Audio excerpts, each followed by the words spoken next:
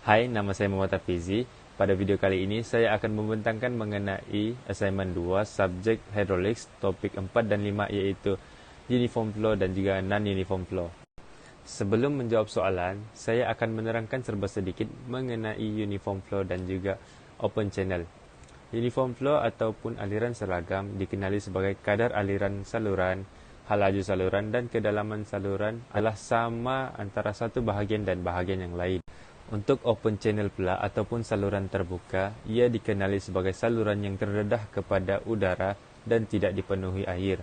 Maksudnya, di saluran tersebut mempunyai ruang udara di atas permukaan air. Selain itu, saluran terbuka juga mempunyai permukaan bebas di mana tekanan adalah sama dengan tekanan udara tempatan.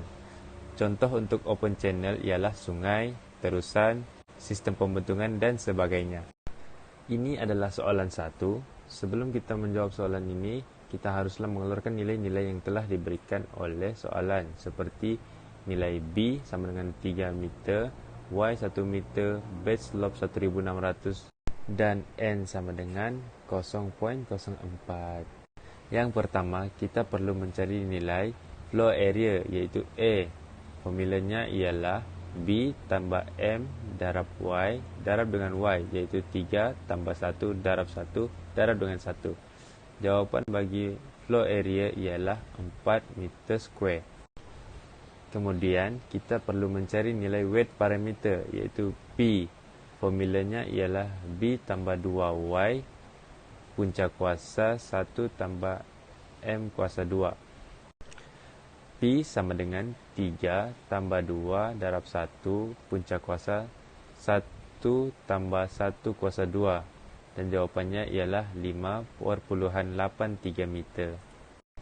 Seterusnya, kita perlu mencari nilai hydraulics radius iaitu RH. Formulanya ialah A bahagi dengan P iaitu 4 bahagi dengan 5.83 dan jawapannya ialah 0.868 meter. Setelah mendapatkan nilai-nilai tersebut, kita hanya perlu masukkan nilai tersebut ke dalam formula flow rate Manning equation iaitu Q sama dengan A darab RH kuasa 2/3 darab S kuasa 1/2 bahagi N. Dan jawapannya ialah 1.945 meter kubik per second. Saya Noni Samezara binti Abdullah, pemegang kad metrik 07 DKA 19F1023. Jadi untuk question nombor 2 ni, kita telah pun diberi data velocity dan depth of flow. Velocity iaitu 10 meter per second dan depth of flow adalah 1 meter. Jadi di sini kita perlu cari depth of flow selepas the hydraulic jump and the consequent loss in total head. Okey, untuk menjawab soalan nombor 2, kita kena cari hydraulic jump dan energy loss.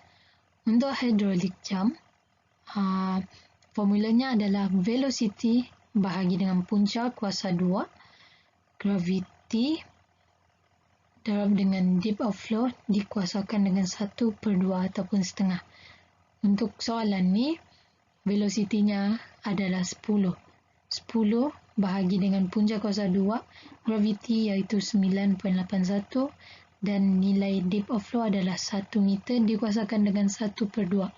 Jadi nilainya yang telah diperolehi adalah 3.193. 3.193 itu lebih besar daripada 1. Jadi sifatnya adalah supercritical. Lepas tu kita kena cari Y yang kedua.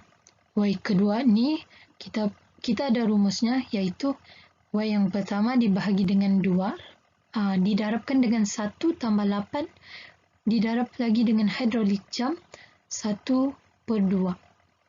Lepas tu nilai yang kita perolehi adalah 4.043 meter. Jadi selepas itu kita kena tolak Y yang kedua dengan Y yang pertama, iaitu 4.043 tolak dengan 1. Jadi nilai yang diperolehi adalah 3.043 meter.